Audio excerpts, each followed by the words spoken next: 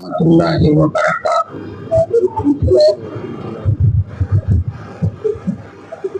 نحمده ونصلي على رسوله الكريم.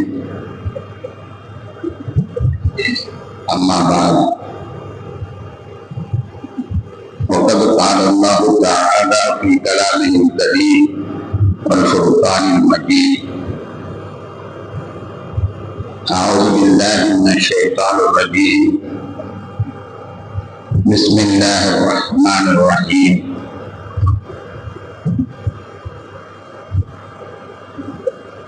وما تلك بيمينك يا موسى؟ قال هي عصاي أتوكأ عليها وأهش بها على غنمي ولي فيها معارض أخرى. صدق الله مولانا العلي العظيم. اللهم صل على سيدنا محمد شمس الأنبياء وبدر المرسلين وقطب الأولياء وافتخار المتقين تاج الأمة شفيع المذنبين شفيعه يوم القيامة الله يا هادي.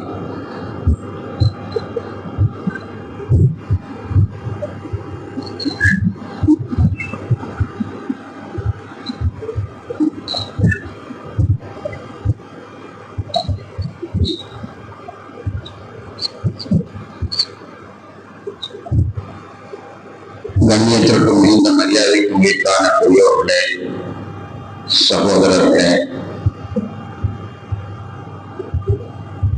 அல்லாஹ் தஆலா நம்மை எல்லாம் அவனுடைய அடியார்களாக, அவன்தான் நம்முடைய இறைவன் என்பதை ஒப்புக்கொள்ளக்கூடியவர்களாக ஆக்கி இருக்கிறார்.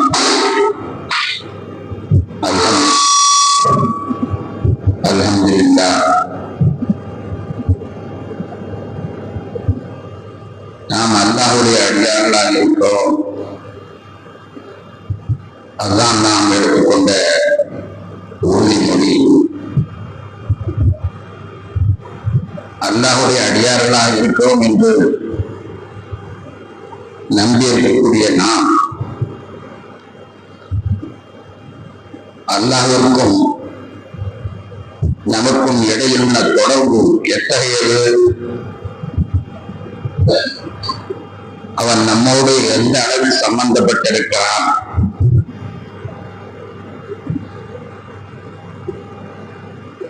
அவனுக்கும் நமக்கும் இடையிலே எந்த அளவிற்கு நெருக்கம் இருக்கிறது என்பதை புரிந்து கொண்டாமா என்றால் அதுதான் இல்லை. லா இலாஹ இல்லல்லாஹ் முஹம்மது ரசூலுல்லாஹ்,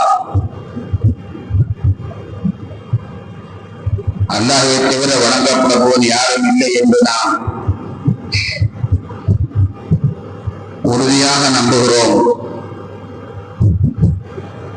ஆனால் அந்த அல்லாஹ்வோடு நமக்கு எவ்வளவு நெருக்கம் இருக்கிறது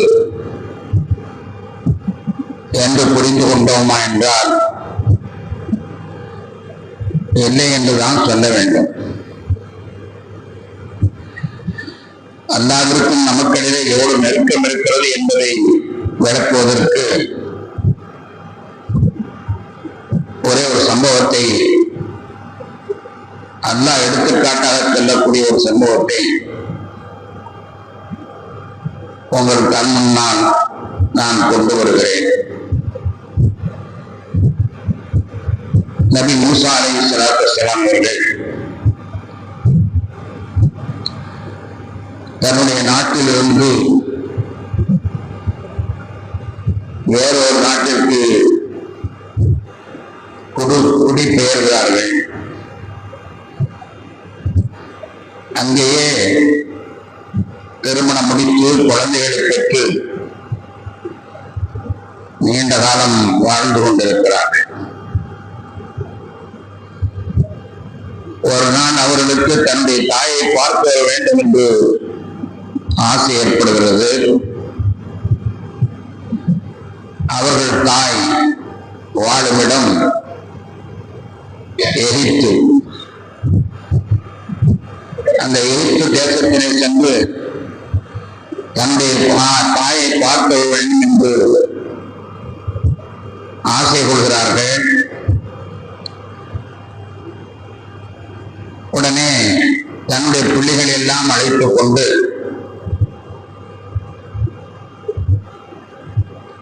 கால்நடையாகவே அந்த ஊரை அடைய பயணம் மேற்கொள்கிறார்கள். இடையிலே இரவு நேரத்தில் ஒரு மலையை கடக்க வேண்டிய நிலைமை ஏற்படுகிறது. இருள் சூழ்ந்து விட்டது. கடுமையான காடு, வழியும் தெரியவில்லை. அப்போது அவருடைய துணைவி சொல்வார்கள், எங்கேயாவது நெருப்பு கிடைக்குதான் பாருங்க. நெருப்பு கிடைத்தால் அந்த நெருப்பை வைத்து நாம் குழந்தைகள் எல்லாம் குளிராக இருக்கிற குளிர் காய்ந்து கொள்ளலாம். சட்டைகளை எல்லாம் போட்டு அதை பற்ற வைத்து கொஞ்சம் குளிர் காய்ந்து கொள்ளலாம். அந்த நெருப்பு வாங்க போகிற இடத்துல நீங்கள் வழியில் தெரிந்து கொண்டு வந்துவிடலாம். எனவே நீங்கள் நெருப்பை தேடி வாருங்கள் என்று நபி மூசா அலைஹிஸ்ஸலாத்து வஸ்ஸலாம் அவர்களை அவருடைய துணைவியார் அனுப்பி வைக்கிறார்கள். மூசா அலைஹிஸ்ஸலாம் அவர்கள் நெருப்பை தேடி சென்று கொண்டிருக்கிறார்கள். திடீரென்று ஒரு மரத்திலே வெளிச்சம் தெரிகிறது. வெளிச்சம் தெரிந்தவுடன் அங்கு நெருப்பு இருக்கும் என்று நினைத்து வேகமாக அந்த மரத்தை நோக்கி செல்கிறார்கள். ஆனால் அந்த மரத்திலிருந்து சப்தம் வருகிறது, யா மூசா, மூசாவே என்று குரல் வருகிறது. மூசாவே என்று என்னை யார் இந்த காட்டிலே அழைப்பார்கள் என்று அவர்கள் நினைத்து குரல் வந்த திசையை நோக்கி அவர்கள் வேகமாக செல்கிறார்கள். அடுத்து இன்னி அனல்லா, நான் தான் அல்லாஹ், அழைத்தவர் நான் தான் அல்லாஹ் என்று அடுத்த குரல் வருகிறது. உடனே மூசா அலைஹிஸ்ஸலாம் அவர்களுக்கு இனம் புரியாத மகிழ்ச்சி. ஏனென்றால் அல்லாஹ்வுடைய ரசூலாக இருக்கிறார்கள். அல்லாஹ் நம்மை அழைக்கிறானா, அல்லாஹ்வுடைய சப்தம் நம் காதில் விழுகிறதா என்று நினைத்து அவர்கள் அந்த மரத்தை நோக்கி வேகமாக செல்கிறார்கள். இப்போது நம்முடைய ஒரு கேள்வி, அல்லாஹ் தஆலா தன்னுடைய ரசூல் மூசா அலைஹிஸ்ஸலாத்தை அழைக்கிறார். இதுவரைக்கு அவன் யாரிடத்திலுமே நேரடியாக பேசியதே கிடையாது. யாரையும் நேரடியாக சப்தம் கேட்கிறவாறு யாரிடத்திலும் அவன் பேசியதே கிடையாது. அவன் பேசுவதாக இருந்தால் வஹி என்று சொல்லப்படக்கூடிய தொடர்பின் மூலமாக மலக்கள் வாயிலாகத்தான் இந்த செய்திகள் வருமே தவிர அல்லாஹ்வுடைய குரலை எவரும் கேட்டதில்லை. ஏன் ஜிப்ரைல் கூட அல்லாஹ்வுடைய குரலை கேட்டதில்லை. ஜிப்ரைல் கூட அல்லாஹ்வுடைய குரலை கேட்டதில்லை. அல்லாஹ்வுடைய குரலை யாருமே கேட்காத பொழுது அதிசயமாக அந்த குரல் ஒரு மனிதரை அழைக்கிறது. அப்போ படைத்தாலுமாகிய ரப்புல் ஆலமீன், படைத்தால்தான் இருக்கக்கூடிய இந்த ரப்புல் ஆலமீன் அதிசயமாக ஒரு மனிதரை கூப்பிடுகிறான் என்றால் அங்கே ஒரு அதிசயமான செய்தி தான் சொல்லப்பட்டிருக்க வேண்டும். இதுதான நியாயம். அமெரிக்காவுடைய அதிபதியும் இந்தியாவுடைய அதிபதியும் சந்தித்தால் உலகமே அதை விட்டு நோக்கிறது, என்ன பேசுகிறார்கள் இல்லையா? அதிசயமான ஹதீஸ் என்று சொல்லுகிற பொழுது அந்த செய்தி முக்கியமான செய்திதான் அங்கு பரிமாறப்பட்டிருக்கும். இது சாதாரணமான அதிபதிகள் அல்ல, படைத்தாலும் ரப்புல் ஆலமீன் இதுவரை பேசியதே இல்லை. முதலாக வாய் திறக்கிறான். என்ன செய்தி சொல்லியிருப்பான்? அற்புதமான செய்தியை சொல்லியிருப்பான் என்று உலகமே வியந்து அந்த திருக்குர்ஆனை நான் விரித்து பார்த்தால், சத்தியமா சொல்லுவேன், ஒரு இடத்தில் அல்ல 2-3 இடத்திலே அந்த ஸ்டேட்மெண்ட் முறையாக பதிவு செய்யப்பட்டிருக்கிறது. என்ன பேசினார்கள் என்பது 2-3 இடங்களிலே முறையாக பதிவு செய்யப்பட்டிருக்கிறது.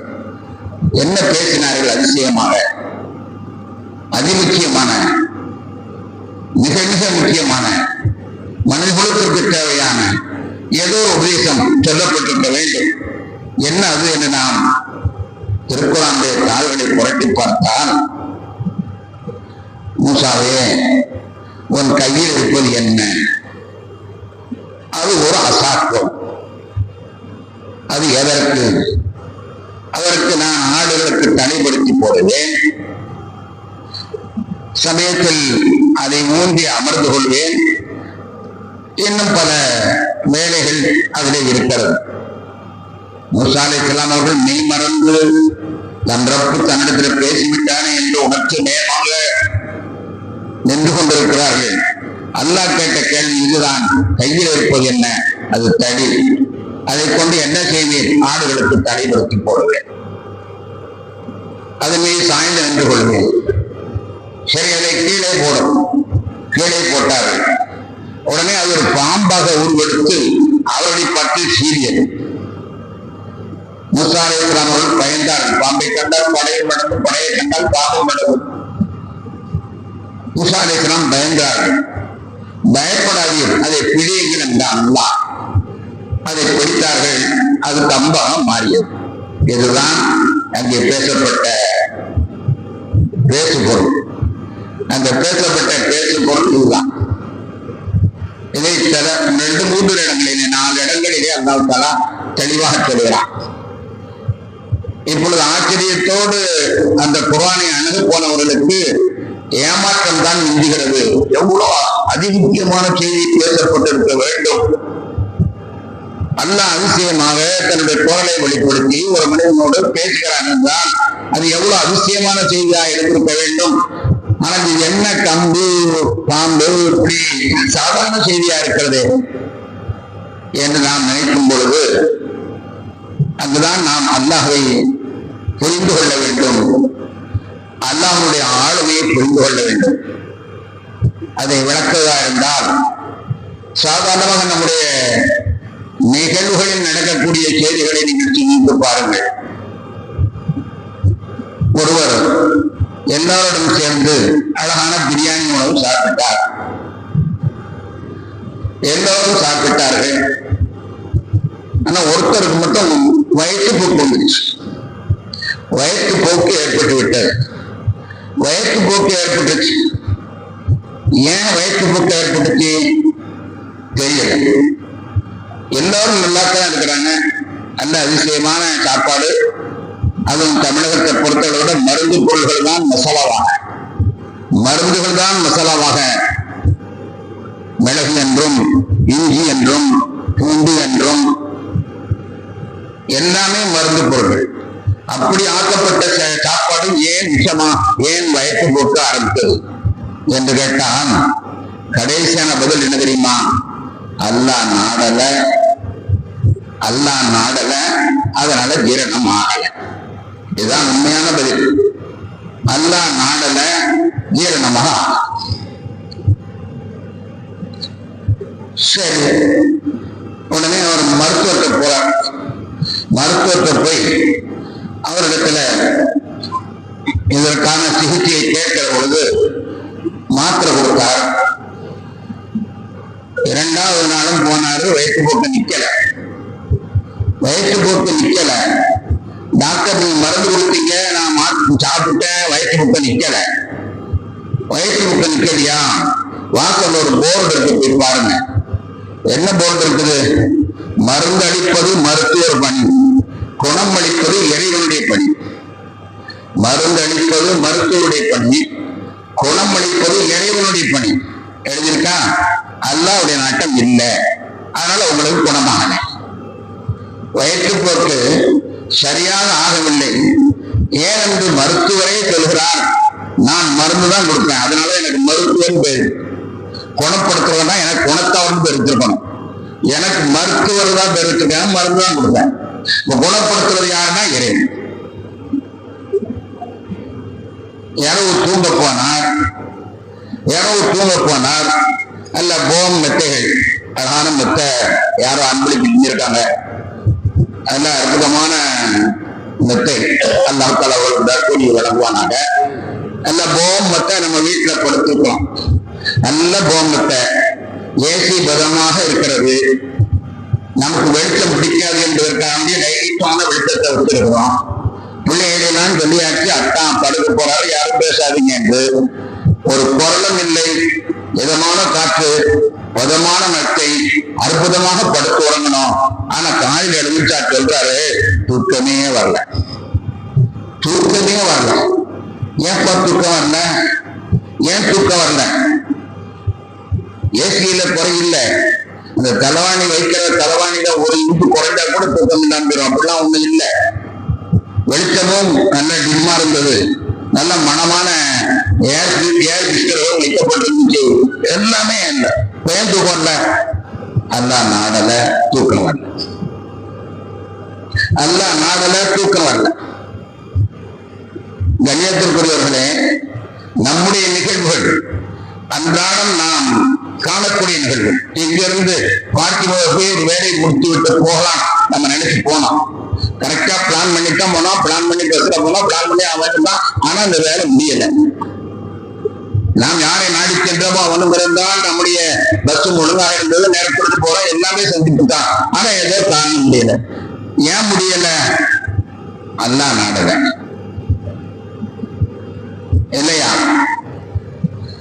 நான் ஒரு கதை சொல்வது உண்டு. ஒரு ஊர்ல ரொம்ப கிராமமான ஊரு, மழை பெய்யாது. அல்லாஹ்விடத்துல நம்ம துஆ செய்வோம், மழை இல்லாம மக்கள் கஷ்டப்படுறாங்க. நாம கஷ்டப்படல, உலகமே கஷ்டப்படுது. உலகமே வெப்பமயமாயிருப்பதின் காரணமாக மிகவும் சிறப்படுறது. அல்லாஹ் அதை நிக்கணும், அல்லாஹ் மழையை தரணும். ஒரு ஊர்ல கிராமத்துல மழை இல்லை, திடீர்னு மழை வந்துருச்சு.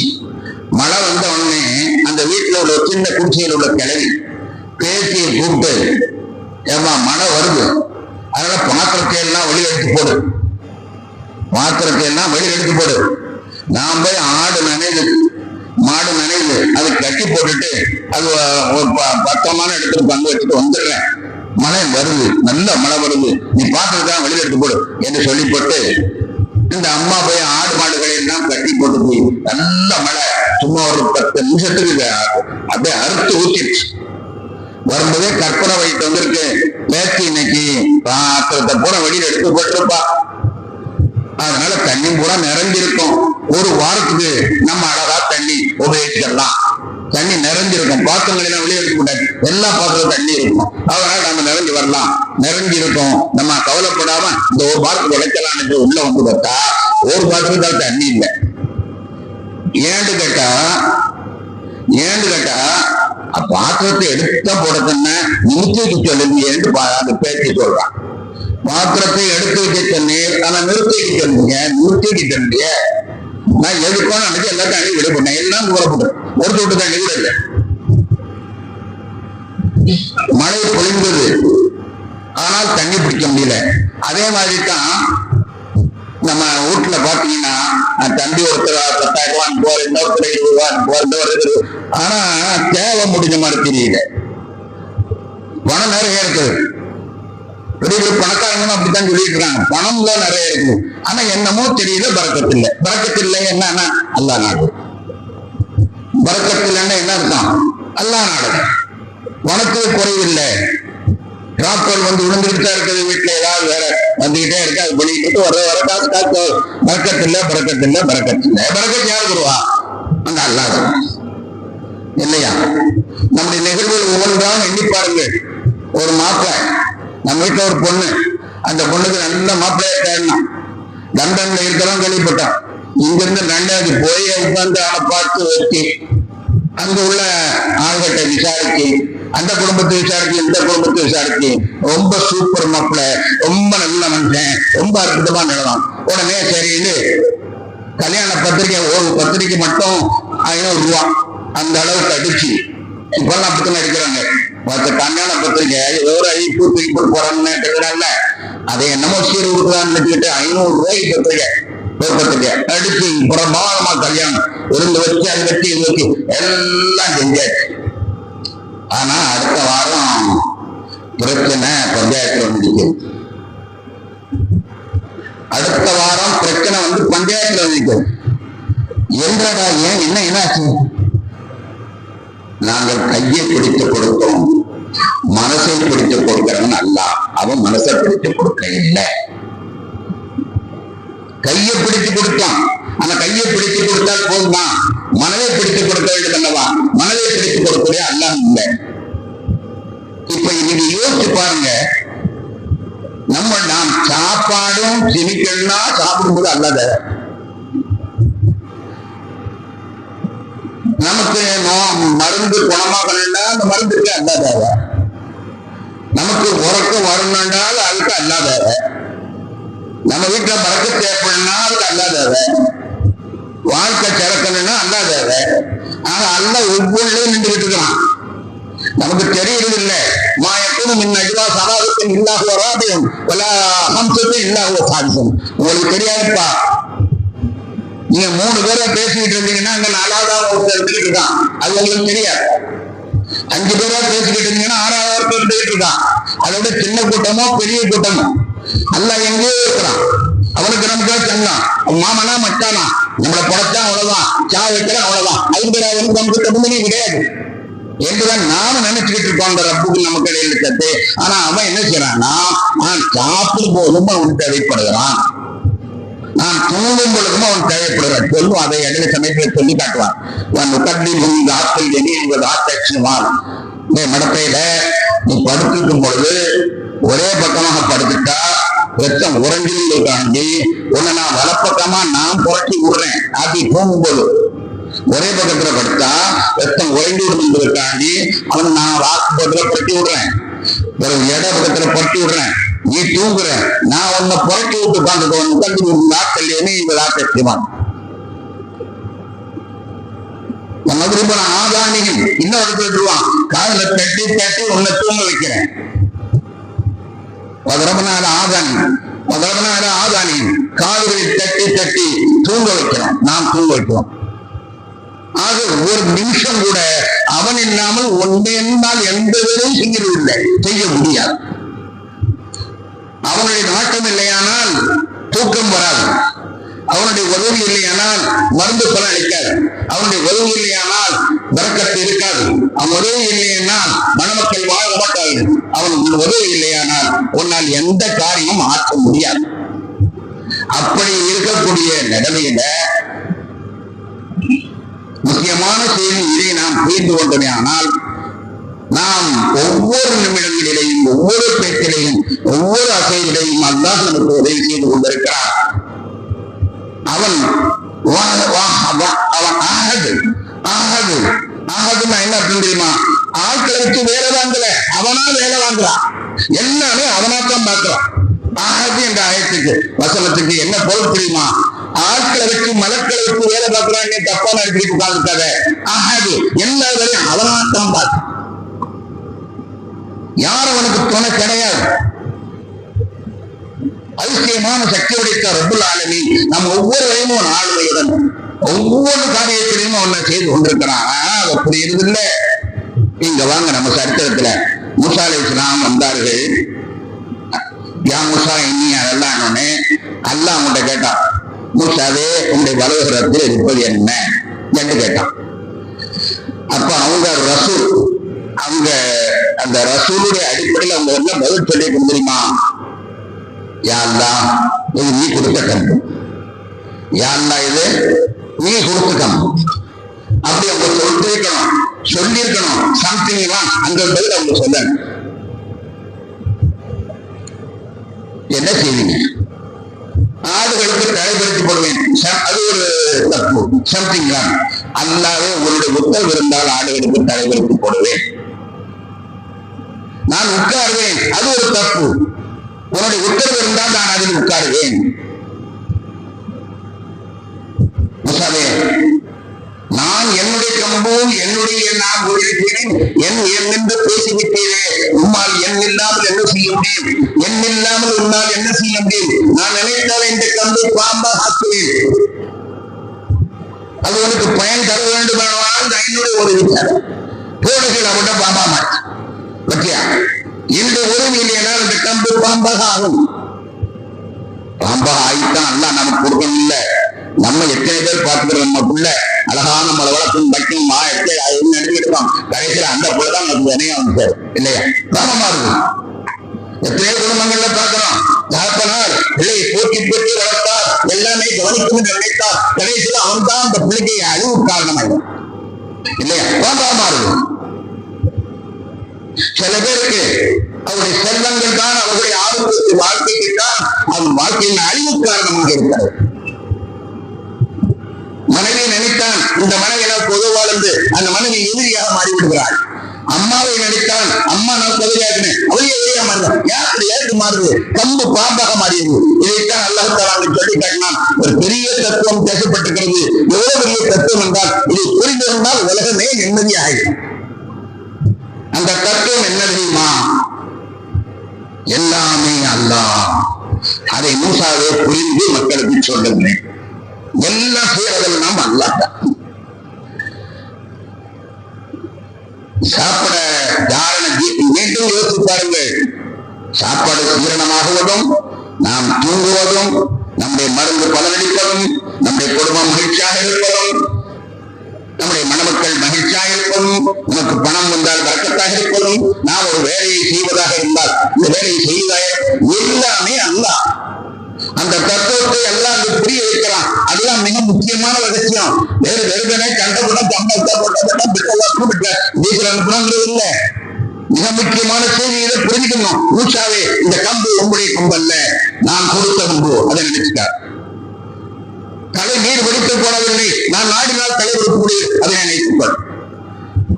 அதன் மீது அமர்ந்து கொள்வீர், நீ நாடினால் நான் நாடினேன். ஆக என்னை நீ இதை இணைக்கவில்லை, அதனால் அதை நான் பாம்பாக மாற்றி காட்டினேன். உலகம் பூராவிற்கும் போய் சொல்லிவிடுங்கள், என்னை நினைக்காமல் அவர்கள் இருப்பார்கள். ஆனால் அவர்கள் எதை நம்பி வாழ்கிறார்களோ அதுவே அவர்களுக்கு உதவியாகும்.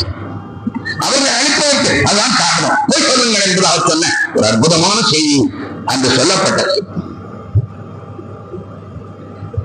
கண்ணியத்திற்குரியவர்களே, முடிஞ்சு கடை பேசி அதுக்கப்புறம் அல்லாஹ் சொன்னான். கிடைக்கிறதா நார்மல் கொண்டோடனே இந்த பிறவன் போய் ரொம்ப அட்டாசப்படுறான்.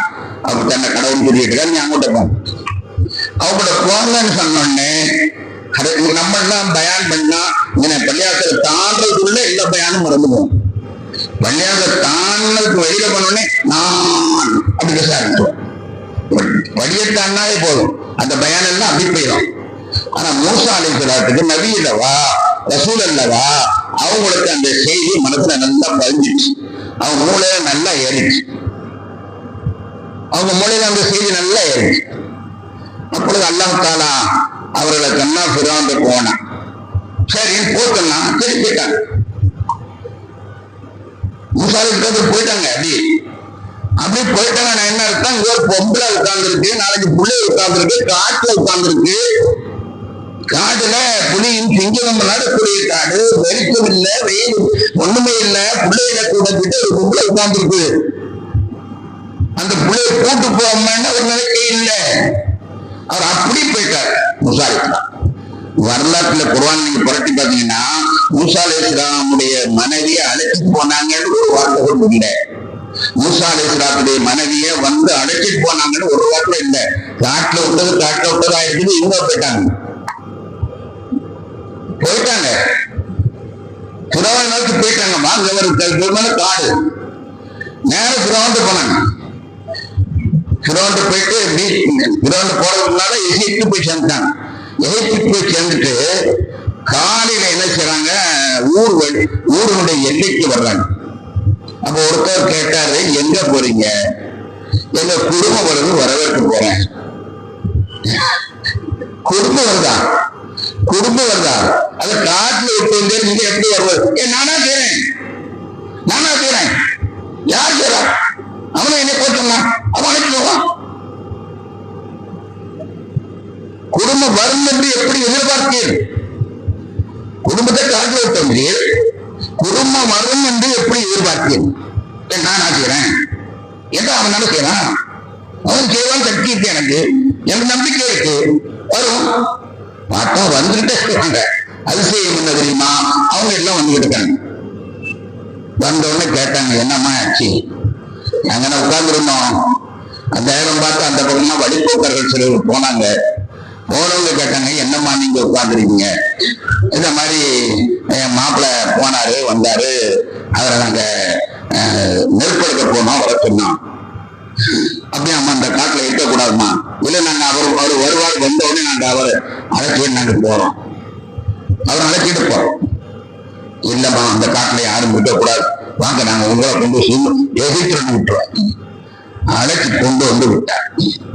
கணேசருக்குரியவர்களே, நீண்ட நெடிய வரலாறு குர்ஆன்ல அல்லாஹ் சொல்லி காட்டுறான். நம்பிக்கை இருந்தால் அல்லாஹ் எதையும் செய்து செலுத்துவான். ஆனா நீங்க தான் நம்ப மாட்டேங்க, நீங்க தான் ஒழுங்கான ஆளை நம்ப மாட்டேங்க. சாத்தாங்கடையும் அவன் இவன் அவனை நம்புவீங்க, அல்லாஹ் நம்புவீங்களா? அவர் நம்பினார், அல்லாஹ் அழைப்பம் தான். இன்னொரு வரலாறு நமக்கெல்லாம் தெரிஞ்ச வரலாறு தான், அதை மட்டும் நான் சுருக்கமா சொல்லிக்கிறேன். திடீர்னு ஒரு 6 லட்சம் பேர் அவங்க பின்னால் விடுங்க. 6 லட்சம் பேரை அழைச்சிக்கிட்டு நீங்க எகிப்தை விட்டு கடந்து தப்பிச்சு போயிருங்க. 6 லட்சம் பேரையும் அழைச்சிட்டு எகிப்தை விட்டு தப்பிட்டு கடந்து போயிருங்கன்னு சொல்லிட்டாங்க. அல்லாஹ் சொல்றான், நடுராத்திரி சொன்ன உடனே 6 லட்சம் பேருக்கு அழைப்பு கொடுத்தாங்க. 6 லட்சம் பேரும் வந்துட்டாங்க. 6 லட்சம் பேரும் வந்தா கிடக்கணும். எங்க கிடக்கிறது? எகிப்துக்கு 3 பக்கம் ராணுவம்.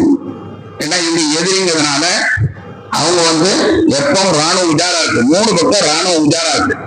ஒரு பக்கம் மட்டும்தான் உஜார் இல்லை, ஏன்னா அது கடல். ஒரு பக்கம் கடல், 3 பக்கம் ராணுவம் இருக்கு. அதனால 3 பக்கம் தப்ப முடியாது. 3 பக்கம் தப்ப முடியாது.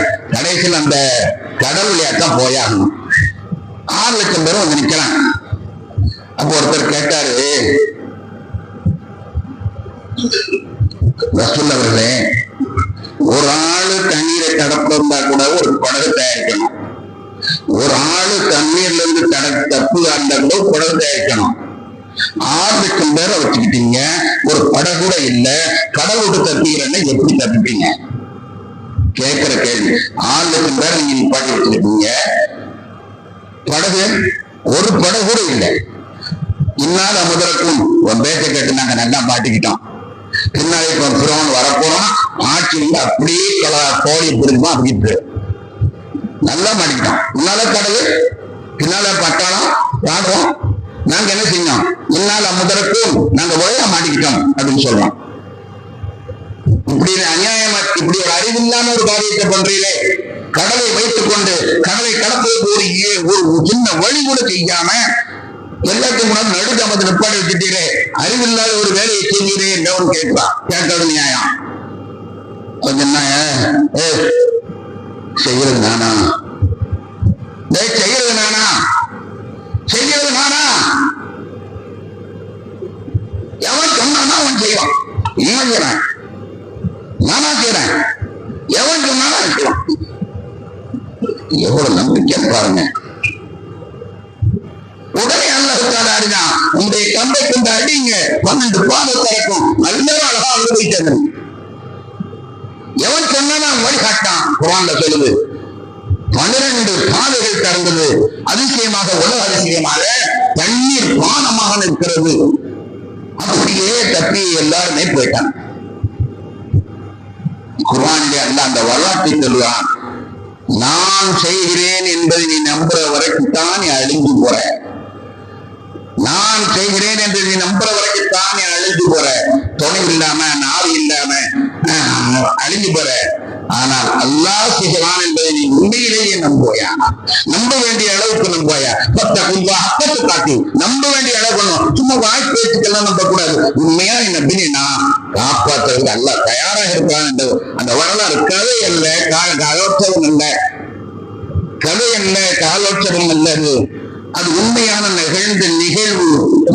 அதை கேட்கும்போது நானா செஞ்சேன், நானா செய்யறேன், எவன் சொன்னாலும் அவன் செய்வான்னு சொல்லி அந்த இந்த அத்தனை பேருக்கும் வழி கிடைக்கும். ஒரு படகு இல்லை, ஒரு துப்பட்டி இல்லை, ஒரு கப்பல் இல்லை, இல்லையா? கண்ணியத்திற்குரியவர்களே, அல்லாஹ் மீது நம்பிக்கை வையுங்கள். அவன் எந்த அளவுக்கு நம்பிக்கை வைக்க வேண்டுமே, ஆனால் இது ஒண்ணுமே இல்லை, நாம் எல்லாம் இருப்போம், எல்லாம் நிகழ்வுதான் அவன் தான். ரொம்ப அற்புதமா நமக்கு சொல்லித்தருவான். ஆனா நமக்கு தான் மண்டையில ஏறது இல்லை. நீ நினைக்கிறது கூட எல்லாம் நினைக்காம நினைக்க முடியாதுப்பா. செய்யறது கிழிக்கிறதுனா அது இருக்கட்டும், உனக்கு நினைப்பு சும்மாமா வந்துகிட்டு இருக்கல, அந்த நினைப்பு கூட அல்லாஹ் இல்லாமல் உன்னால நினைக்க முடியாது. அப்ப உங்ககிட்ட என்ன இருக்குது? வாகர்தவான அல்ஹம்துலில்லாஹி ரப்பில் ஆலமீன். அஸ்ஸலாமு அலைக்கும்.